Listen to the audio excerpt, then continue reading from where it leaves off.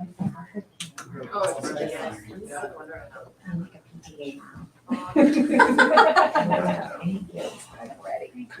right, hello everybody. Hi there. Thank you all so much for joining us for this event. We at Left Bank Books are so honored and excited to present debut St. Louis author Ciera Horton McElroy.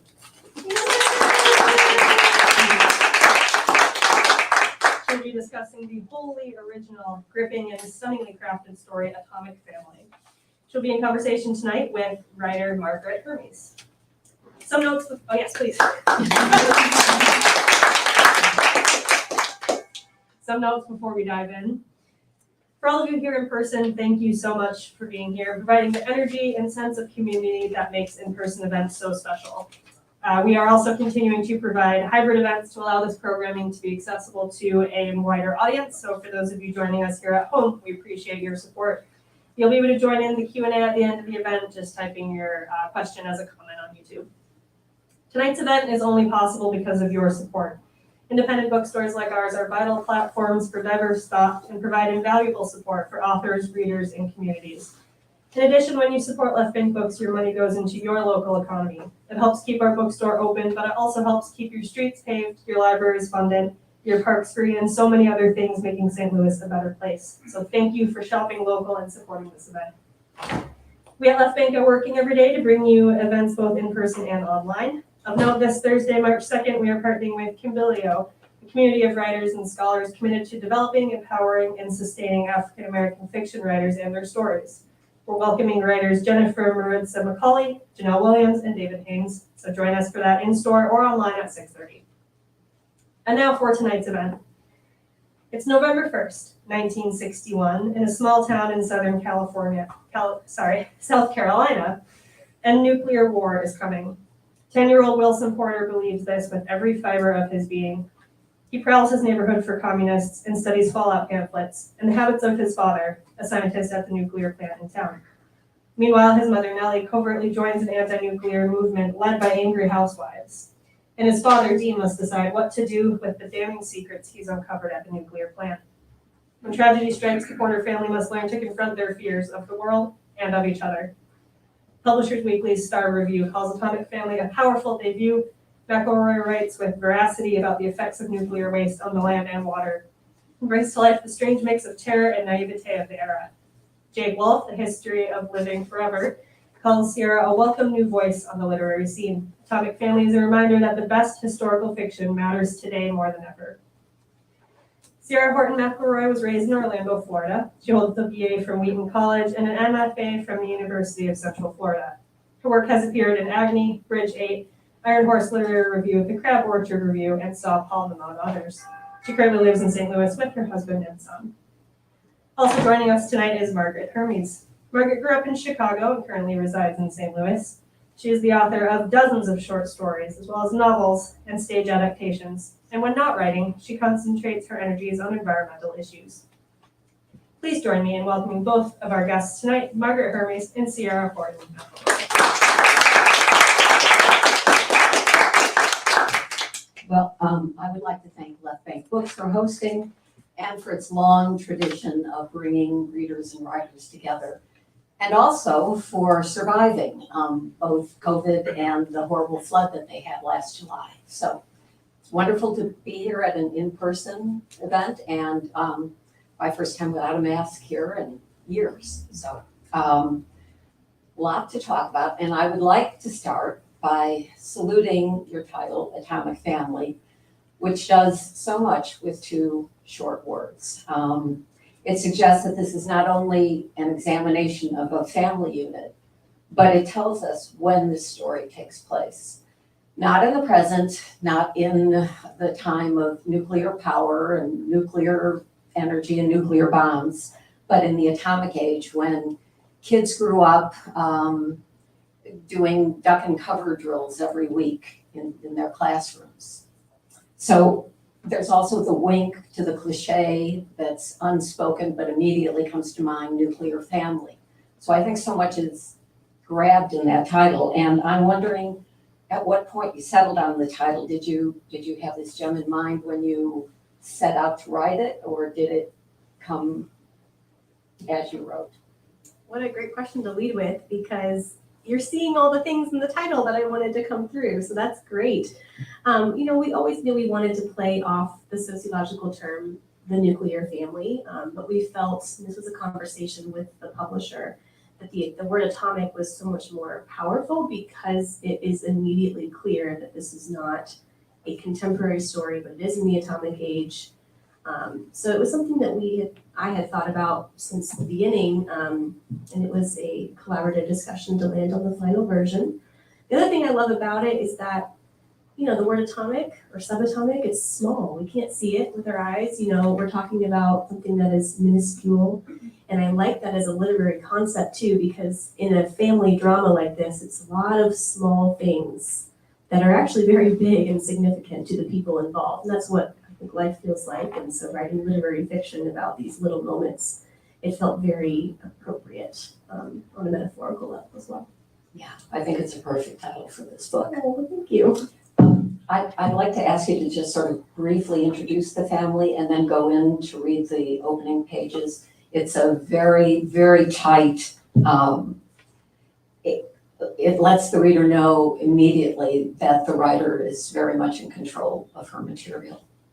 Of course. So we have a father named Dean, who is a scientist working at a hydrogen bomb plant in small town, South Carolina.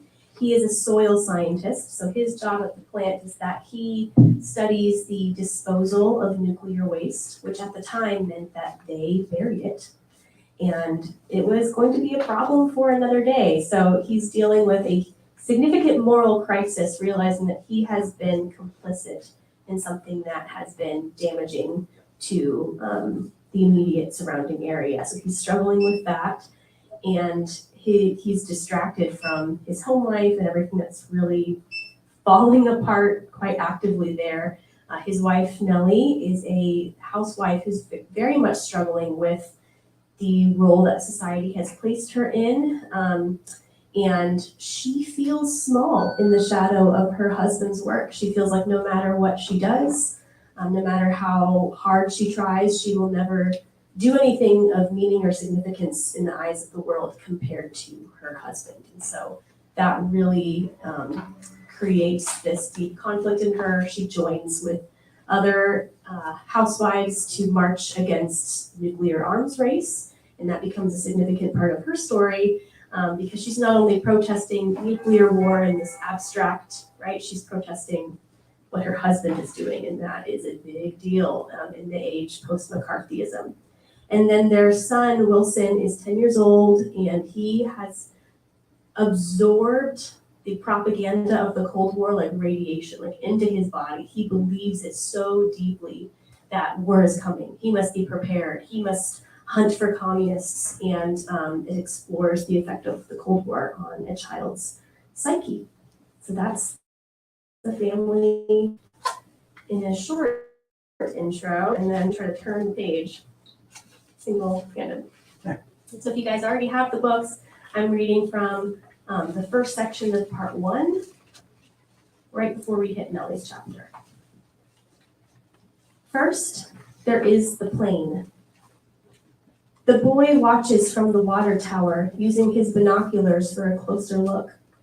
It moves slowly, widens like an ink spill. The sky is gray, the light pale. This is November 1st, 1961, a Wednesday. Below him, the boy can see the whole town. The houses are brick and uniform. South Carolina flags flap blue and white in the wind. Pumpkins still smile from porches, and paper lanterns lie abandoned on the sidewalks, crumpled now and singed. A procession of women marches down Main Street. They are wearing black and carrying signs. On the edge of town is the bomb plant, all cement, steel, and smoke, with men in hard hats, men with briefcases, men in army vests with guns strapped to their backs. Past the barbed perimeter, down the snaking river, vapor dissolves over the cypress trees like breath in cold air. The steam's a steady cloud that cups the town. When the plane passes, its pewter belly low in the sky, there is a roar and a cavity of quiet. But what the protesters will remember are the birds, that shock of frightened plovers. The women lower their pickets, pause with their baby carriages. They watch the gray clouds shift above them, see the ruffle of white and brown feathers as the birds lift into the sky. They return their gaze to the courthouse where a woman in black stands warning about nuclear war. Just below the boys, a schoolyard, brick and columned. The water tower rises to the sky like a watchman along the school's fenced perimeter, fenced wall. This is where the children stand screaming, pointing up. They see his little brown head far above them, barely discernible at the tower's edge. He watches the plane. It's only a passenger plane headed to Atlanta, but the boy perched on the water tower does not know this. Their town is the site of a bomb plant he knows. Their town is a target. He is a small boy. He is an odd one. And when he falls, his body folds into an impossible shape, like an origami crane. His binoculars, having slipped from his neck, hit the ground first. So you have to keep reading, obviously. To me, that section reads like both a preface and an epilogue. And so I'm wondering where in the process that section got written. Was it the first pages from which the story flowed, or was that a distillation that came about after you'd written the novel? Well, I first wrote the characters as a short story collection, so it never existed in that version.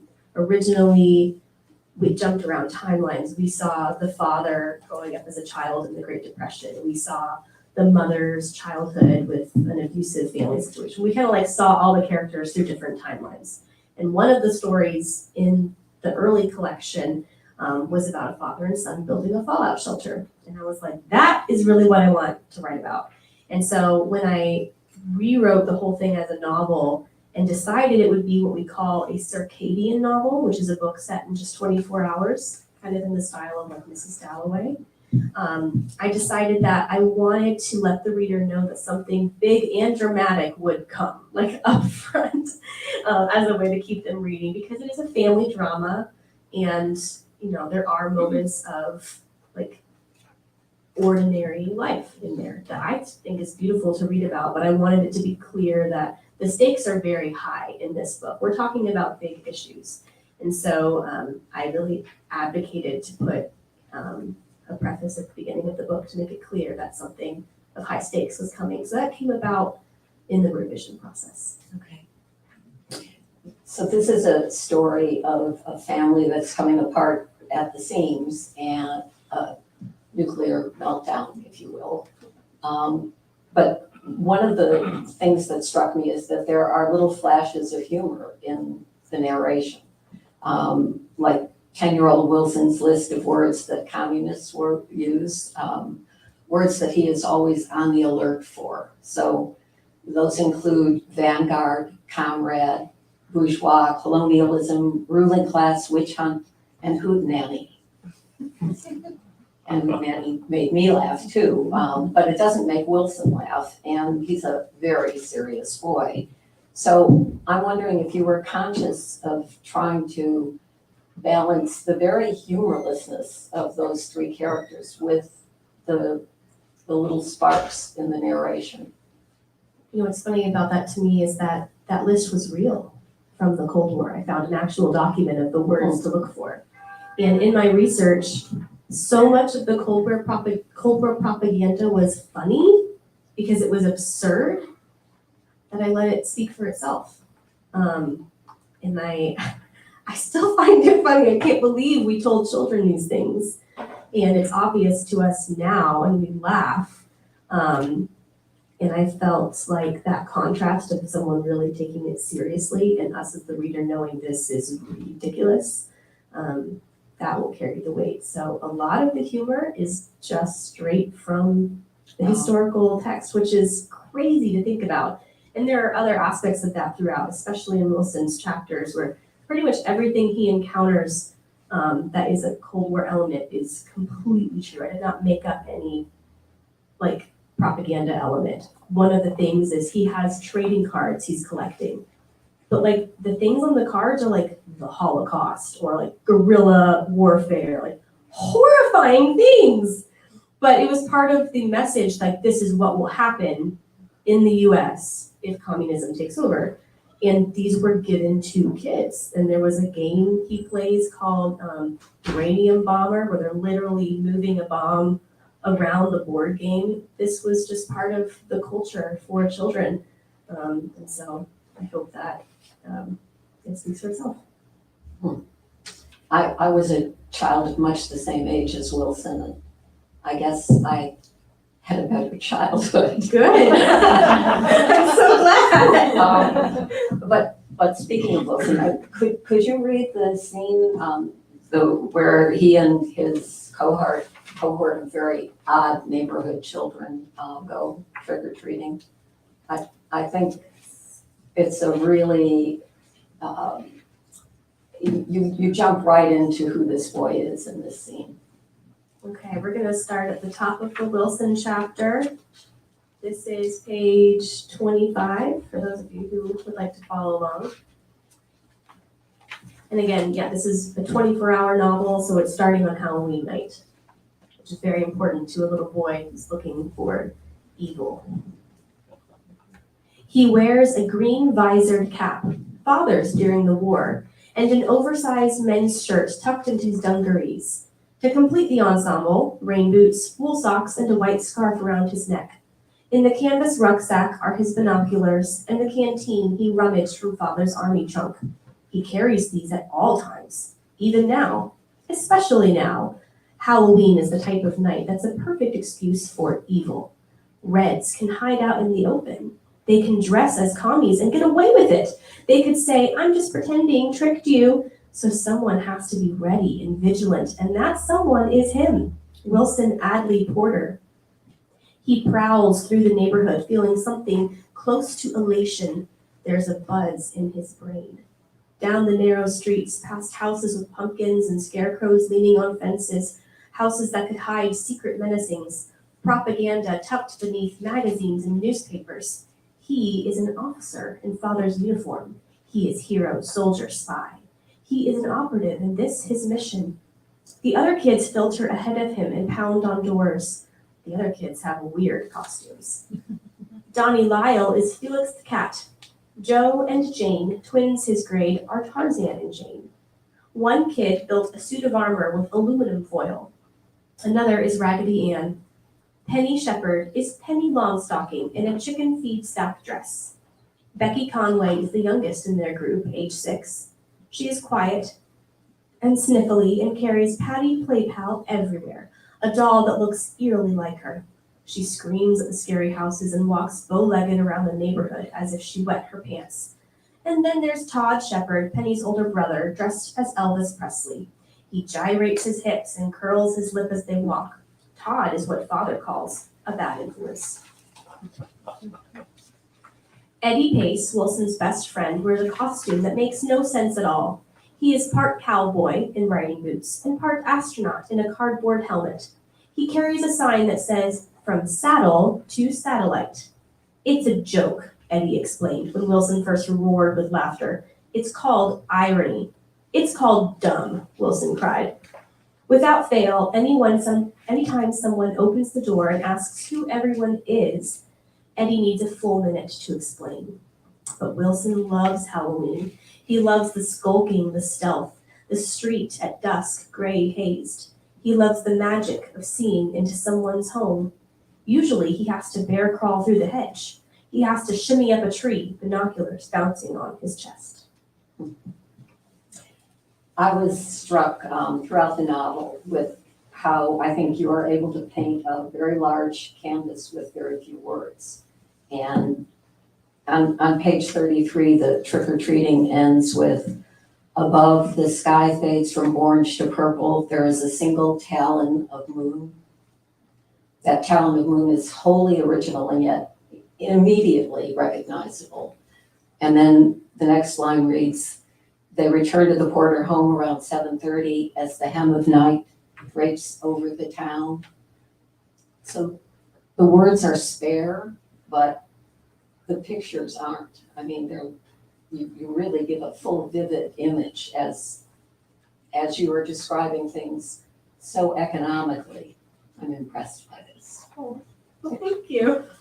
And also you have this pervasive grayness of things throughout the whole novel. And it's like the color gray has settled like a miasma over this town. And at times, it's even as though you can feel it. I mean, it's not just a visual, it's just pervasive. And I was wondering if you were, while you were writing, if you were aware of the use of color and the use of absence of color, or if that just came about. Yes. I especially associate color with weather and mood.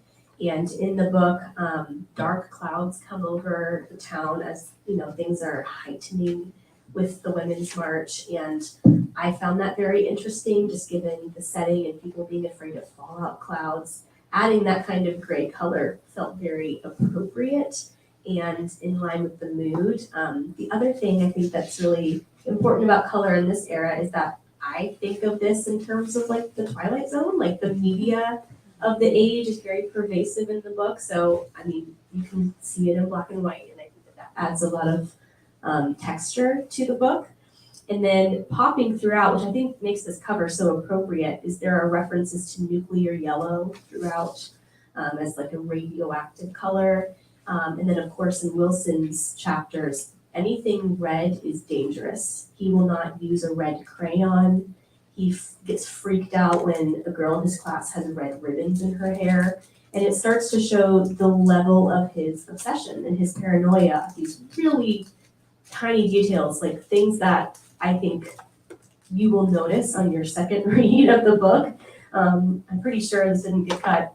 Now I'm questioning myself, but there was a part where he like wouldn't touch the red marbles or eat the red candies, like all of these things. It's still in there. Yeah, you've read it so many times, I forget. And so color is definitely very important to the different characters who are involved. So I'm glad that came through. It did. Nellie in the early pages is wandering through a party that her husband has asked her to throw. And we see her embarrassed by the meager fare that she's having to serve people at this party. She's anxious about the guests who are not her friends. And she's angry with her husband for the budget he has put her on and also for his lateness. So we are shown right away that this party, pretty much typical of her life, is just another thing that disappoints Nellie. And it was interesting to me that you brought up Virginia Woolf and Mrs. Dalloway and the 24-hour period, because during this party I was reminded several times, both with the preparations and the party itself, of Mrs. Dalloway. Both of these women feel that they are seen only as extensions of their husbands. Both of them are fretting over things that are inconsequential. They're both at some point during this party, each one of them disappears for a prolonged period of time, and it becomes the focus is almost on their absence. And then there's the presence of death at both their parties. So in Dalloway, there's off stage, someone has committed suicide. And here, death comes in the form of this massive nuclear bomb that has been exploded the day before by the Soviet Union in the Arctic. And it is permeating the news. It's everywhere. Everyone's talking about it. So yes, Mrs. Dalloway was so present when I read about that. But could you read just a bit about that party from pages 13 and 14? At least in my Yes. book, 13 and 14. No, that's right. So we're at the party and Dean is just getting home and he is late and she is mad. All your friends are here. Your boss is here. What she doesn't say is, I don't know most of these people. I want my house back. Quiet. I want a drink. Gin. How strange that she can spend all day in anticipation for something and then yearn for it to end. I know, he left before me. It sounds like everyone's having a swell time, he smiles. He is a man who smiles with his whole face, every wrinkle made happy somehow. Come now, cheer up, it's just a party. Nellie darkens. Swell time. All everyone wants to talk about are depressing things like that Vietnam business or Berlin, and it's embarrassing to ask people to bring food, like we can't afford to feed our own guests. He isn't really listening. All he says is, were you on budget? She nods. Good, just leave everything from today on my desk. His hand reaches for her elbow and gives the softest nudge, but Nellie stays still, fury rising. Her anger is always like this, quick to strike, a match always ready to light. Usually she can pinpoint and brood on the exact offense, like the time she caught him rummaging through her medicine cabinet, rearranging every bottle and vial for no reason. But tonight, it's not any one thing. It's this house overfull, this stupid party and Dean running late, the threat of incendiaries claiming the sky at any moment, any day. It's the way he said, just a party, as though assessing a guppy on a fishing line. It's only a little nothing, too insignificant to matter. She is about to snap something pointed when Dean waves at two children coming up the walk. And what have we here? A princess and a hobo. He kneels for the candy bowl and drops big fistfuls into their open pillowcases. The boy dressed in patched jeans and a fake beard looks about Wilson's age, with that same mop of hair. Dean rustles the kid's head and wishes them a happy Halloween. Dean has always been like this, more tender than she is. Nellie watches the trick-or-treaters march down the driveway. Dean, she says as he straightens, are we in danger? What makes you say that? I don't know, the other wives are saying, never mind, it's just that bomb in the Arctic, I heard about it. You were late because of that news, weren't you? That bomb in Russia? God, why does she say this? Of course he can't answer. She knows he can't. Soviets release 50 megaton weapon. The US joins world in protest. The world is unraveling like a catch in a sweater, line by line. A cat pawing at yarn, and he, her husband, a good and steady and infuriating man, is connected to the chaos. She has his attention now. His eyes reflect hers like tinfoil. You mean the Soviet Union, he says. So the actual Soviet bomb is dropped 24 hours or so before this party. And then it's Halloween. So I was wondering several times as I was reading the novel, did you set the date, the day of the novel because of the historic event of the bomb, or did you choose to start the narration because of the rich symbolism of Halloween and how that carries the story? Yeah, the Halloween was luck.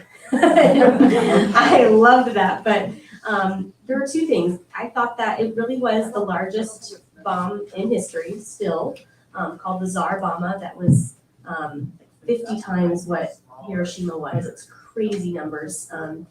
And that happened, and then 2 days after that, or I guess this would actually be, 2 days after that, there was a huge women's march called Women's Strike for Peace all across the US. It was the largest gathering of women since the suffrage movement. And it was the nuclear arms race that really mobilized women in their political and social power to say, this is not good enough for us. We are demanding change for us and for our children, for our society. And that really ushered in second wave feminism. When I discovered those two things, I was like, this is where my story is, because it's this perfect convergence. And it's also not very well known historically. You know, we tend to think of like these peaks in the Cold War around the things that we know about, like the Berlin Wall, right? Like that's what we're told about, that's what Hollywood covers. But for a lot of people living the Cold War as adults, that may or may not have been the big moment, but this was a really significant one that we've overlooked. So I felt like it made sense for my characters thematically. And then it also made sense literarily since there's not a lot of coverage of that time. Well, speaking of not a lot of coverage of related things, I particularly appreciate the serendipity of Atomic Family being released in St. Louis. I had mentioned to you before that one of the reasons I was drawn to read the novel was that I had worked here in St. Louis as a volunteer for K-Dry, the Midwest's preeminent anti-nuclear waste activist. And I worked with Kay for more than a decade, and during that time we were fighting very hard for the cleanup of the radioactive waste that had been illegally dumped by the Mallinckrodt Chemical Works all around St. Louis County. And those wastes date back to the very first nuclear reaction, one at the University of Chicago's football field. And the other waste processed at Mallinckrodt were not waste, excuse me, the other materials processed at Mallinckrodt were for Los Alamos. I mean, all of the first bomb wastes were here in St. Louis. And that just, so I had initially assumed that you were a longtime St. Louis and then was surprised to find out that you were a relative newcomer. One of the catalysts in your novel is the participation of Dean and some of the women of Oakley in the baby tooth survey. And I don't think a lot of people are aware that the baby tooth survey originated here in St. Louis. And so again, that's another thing that's sort of dear to me. What happened was back in the day, the government tested 10 cities, the milk in 10 cities around the country, and to see if fallout had affected it. And St. Louis was the hottest of the 10 cities. So what happened was a group of lay people, medical personnel and academicians came together and they formed this committee. It was called the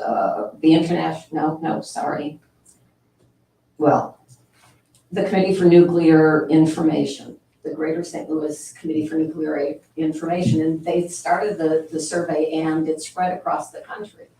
And what happened was by 1964, they discovered that there was 50 to 64 times the amount of strontium-90 in children's teeth. I mean, they took the teeth, they ground the teeth, they measured the radioactivity in them.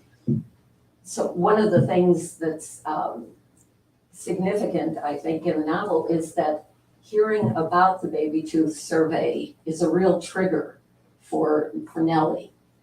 And it seemed to me that it was something that touched off her actions and her inactions. So I wonder if you could talk a little bit about how that affected her. Yes. So this is the night of the party. She's already very mad. So like what we see in this scene just continues to unfold.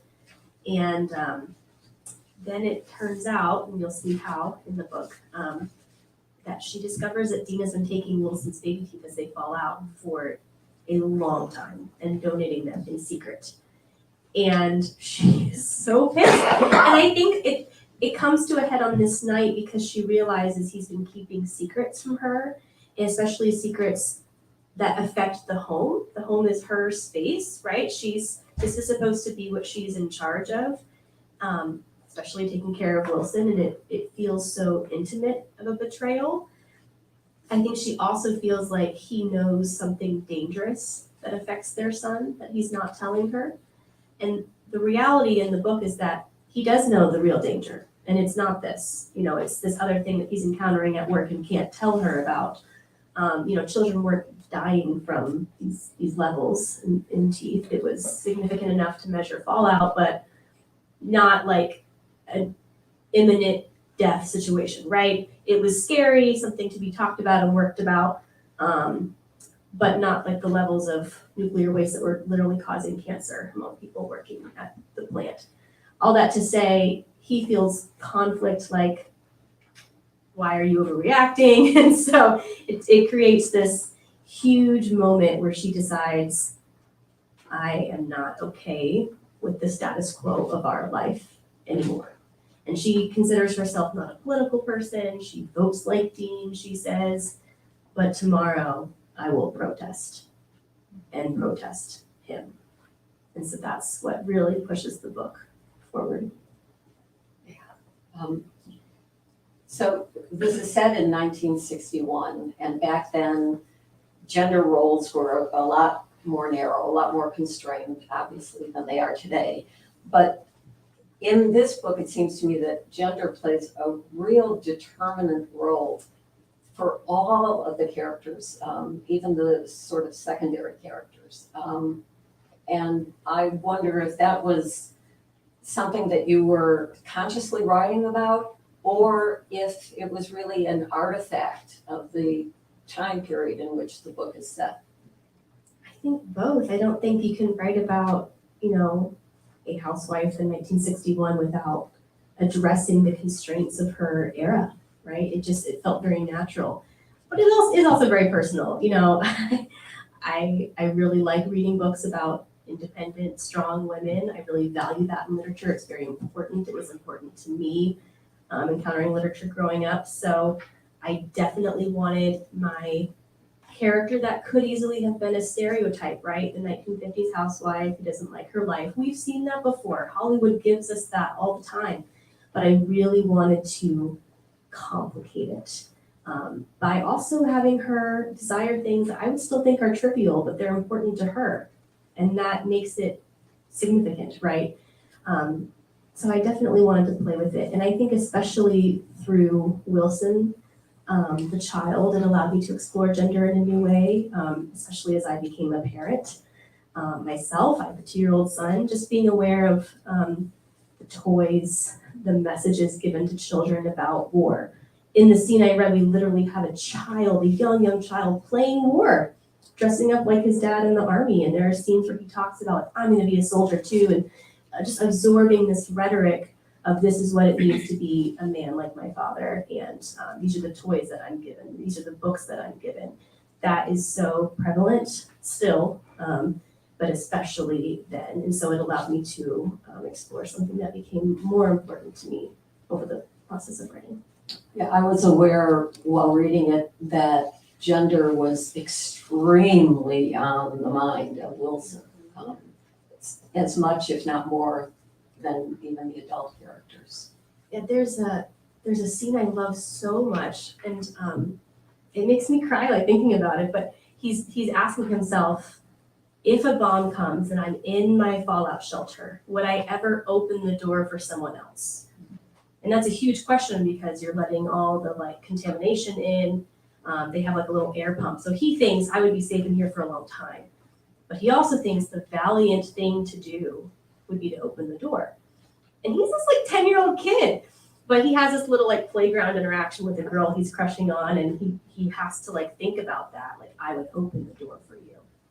And I just think it's this beautiful moment, but at the same time, he's so deeply absorbed these messages on what it means to be brave. And he wants that so badly, and he wants to take care of the people that he loves, even putting himself in really dangerous circumstances to do that. Early on in the book, we read that Nellie seldom knows where Wilson is. We always know she always knows where Dean is. He's always at the plant. And she is pretty much always in this house that she thinks of as a prison. Wilson, every chance he gets, is in the fallout shelter because that's his anti-communist headquarters. place is very important in this novel, and I'm wondering if you can tell us the origins for your imagining of that town, that Oakley, that was torn down and then built to circle the plant. Well, my grandfather was a nuclear scientist. I don't think I've mentioned that yet. And he really was a soil scientist at a plant called the Savannah River Site in Aiken, South Carolina, where a lot of this was inspired from. So a lot of it came from the fact that I've been there. I've seen, the plant that's now been repurposed for, ironically, environmental cleanup, saying we're committed to protecting the earth. Of course we are. And outside this, there is this beautiful little small town. So a lot of it was just based on walking there, seeing it, and seeing the contrast of the beautiful, like charming little main street, not far from this horrendous nuclear site. And the town you're talking about, there was a very small rural agrarian town that the government claimed by eminent domain. They completely raised everything. They literally exhumed graves. They got rid of everything, and they built the town, or they built the bomb plant there on that land. And so I found it very interesting thinking about land claimed and what it really means to possess a place. It seemed like the town beyond the plant, the new town beyond the plant, was sort of like a movie set. I mean, the feeling that I got reading the novel was that it didn't have history and it didn't have the kinds of connections. Dean was familiar with the original town, and none of that tenderness that you feel for a place is present it seems in any of the characters who were living in Oakley. And I think it also speaks to the 1950s suburbia. Everything's changing and being built, right? It does kind of create this set environment, which I think plays into we all have a role to play, stick in your role. This is your script. Be the quiet, sweet little wife we know you're to be. So I think that definitely fits together. So now the question, editing, is that joy or agony? I sometimes think that I write so that I have something to edit. I get a lot of pleasure out of that, and I know for other people, they would much rather go to the dentist. But clearly you have had a major editing process with this. If you began with stories and not only shifted into the novel format, but that you basically took threads from those stories and you weren't taking the core.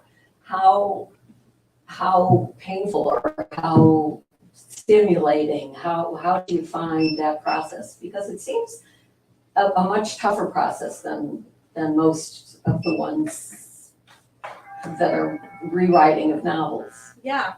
Well, before I even answer that, since you're talking about your work too, I do want to just plug Margaret's book, which is beautiful, The Opposite of Chance. Highly, highly recommend. It's this amazing travel narrative with beautiful structure as well. It almost reads like stories, so I highly recommend her book as well. I am a very good rewriter. So when I wrote the book as a novel, it was a mess. It didn't even start on Halloween night. It was like the next day. There was so much flashback. And after that, I basically wrote it from scratch and rewrote it for trying to submit to my agent. And that process is very refining to me. It is easier for me as a writer to start over and fix something broken.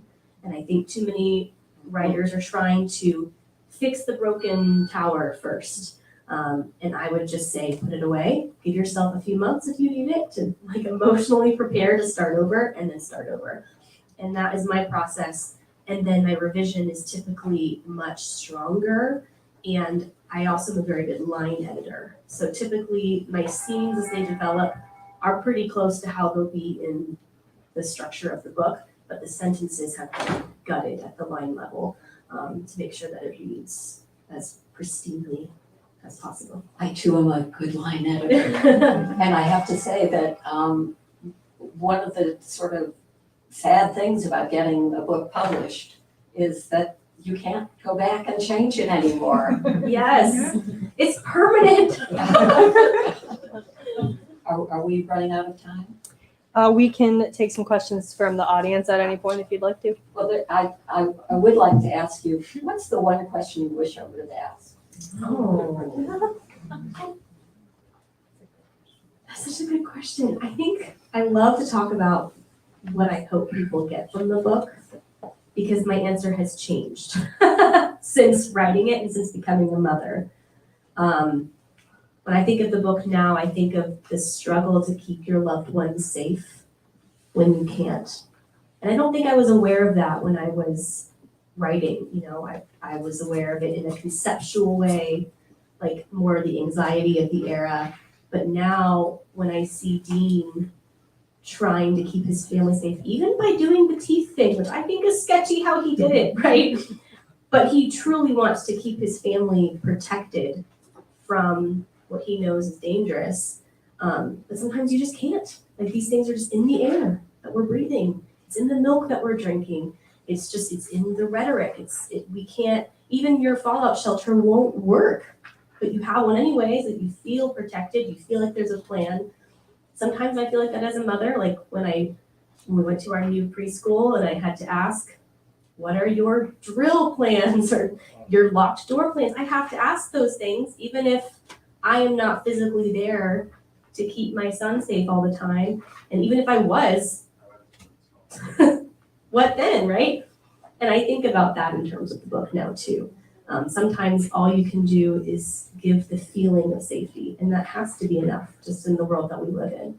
And learning to live with that and not be crippled by the anxiety of it is something that I hope speaks to readers in the book. Have any questions from the audience?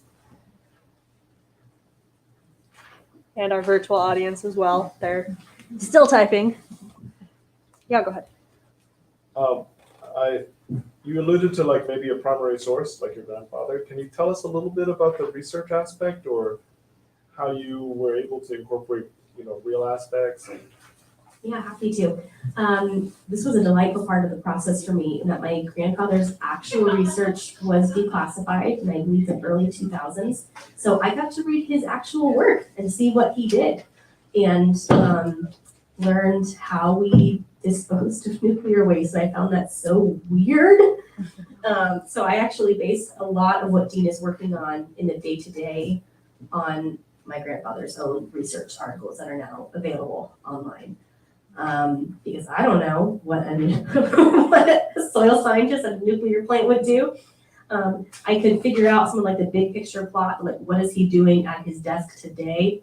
No idea. So that was really, really helpful and I enjoyed that. It was also very important to me as a novelist of historical fiction to consume the media that my characters would have consumed, to listen to the music, to look at the propaganda that Wilson would be reading, to look at the women's magazines that, Nellie would have been listening to. And I think that that is also really important because I'm not just reading about the era, but consuming what they were as well. And that really shaped a lot of the tone of the characters.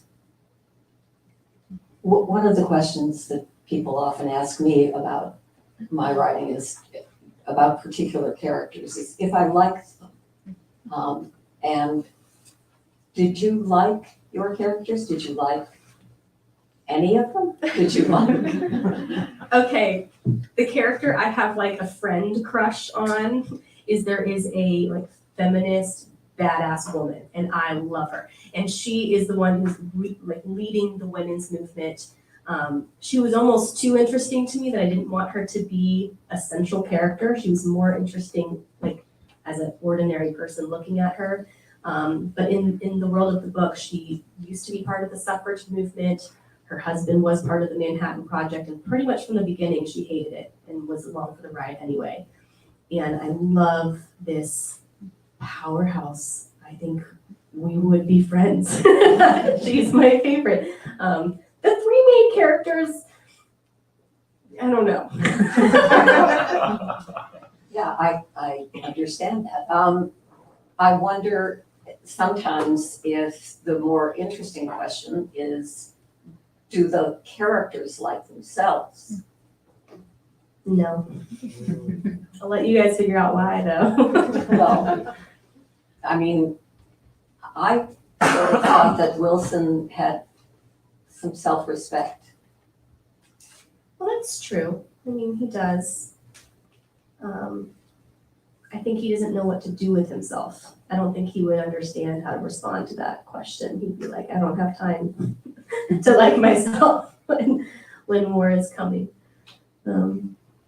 Yeah, he might. One of the things that just flitted through my mind was about how during Halloween, it was interesting in my head to be thinking about the witch hunt for communists and his obsession with that, as well as his obsession with witches. I mean, everything is scary for Wilson. And so he's actually quite brave. Oh, he is. And in the Halloween scene, there's a family he thinks are communists, and he still goes up to their door and says trick or treat, you know. I find him very endearing. I think he's adorable. I just want to like tell him, calm down, be a child, put the war games away. Any other questions from our audience? You mentioned beginning with the preface and a major function of that as sort of delivering this promise of something big that's going to happen eventually. Was that a sort of intentional recreation or nod to that sentiment of the atomic age and how people often expected this big thing to happen that maybe was gonna, but was that like an intentional way of sort of making like readers that. feel that way? I don't think so. Oh. But that's great. But you're right. You know, the reader knows something dreadful is coming. To make it sound more dramatic than it even is. But yeah, that's a statement. Time for one or two more if anyone has anything. Well, all three members of the Porter family want change. They desperately want change. And without spoilers, is it possible to talk about what they were willing to risk to make change happen? That's a great question. I mean, for Dean, his is, I think, the most obvious and the answer for just him, to keep other spoilers away. He is willing, he's debating, do I risk not only my job, right? Because if he talks about what he knows, not only could he get fired, but this is after the age of McCarthyism, so he could be deemed a traitor, he could face severe legal pressure. And throughout the book, it also references Oppenheimer, the father of the atomic bomb. There is a movie coming out about him that I cannot wait to see, by the way. So if you're interested in like his history as well. But he's determining when do I do the right thing and what is the right thing to do, even if it means risking my job, my status, my reputation, everything that I hold dear and possibly might face prison time. I mean, huge stakes, right? He's basically thinking about being a whistleblower and what that will mean for the rest of his life. So his stakes are very high.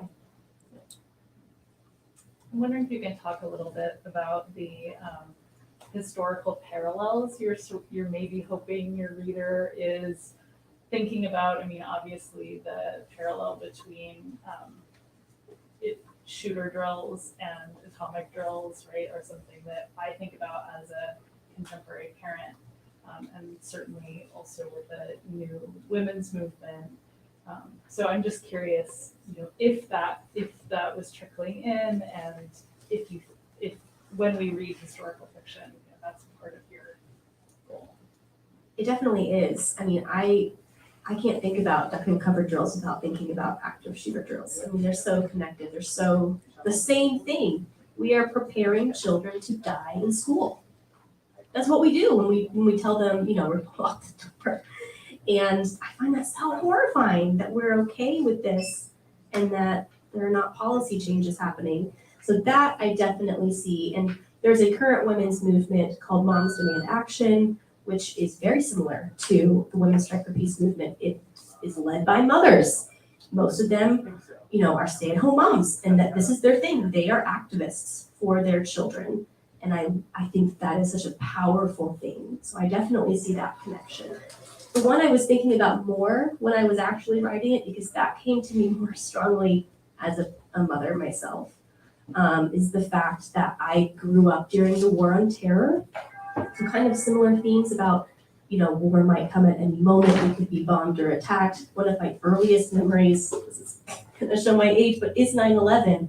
I was so young, and I remember my parents sobbing and thinking we will be bombed at any moment, because that's the narrative that the adults were hearing, and so the narrative that I was absorbing, and children take that seriously. I was scared of planes, I was scared of public places. These are things that affected my anxiety as a child from the anxieties of the quote unquote adult world we hope to keep from them. So that was definitely there. And I think one of the things I was really passionate about exploring was the way that children absorb the fears of the world and how we talk about it in a way that helps them feel safe and secure and knowledgeable, but not terrified, right?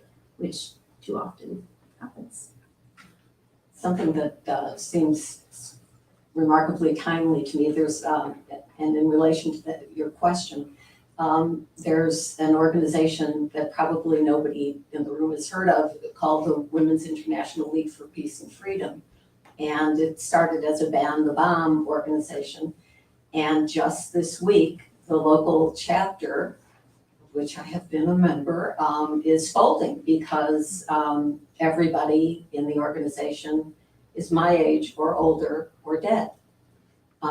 So it's an interesting thing to me that what that says to me is that the notion of nuclear warfare is not something anyone much in the younger generations feels that they can have anything of consequence to do about it. So it's accepted, much like a drill is accepted. I mean, it's very interesting to me that younger people are not looking at in the same way at the same issues. Even though it's back in the news. I mean, Yeah. like Even I can't ignore either the war in Ukraine. Like, we're living in another Cold War that's coming, and that is also terrifying. But we have a lot to learn from how we lived in the Cold War the last time. Let's thank both of our guests again, and thank you to you all for joining us tonight.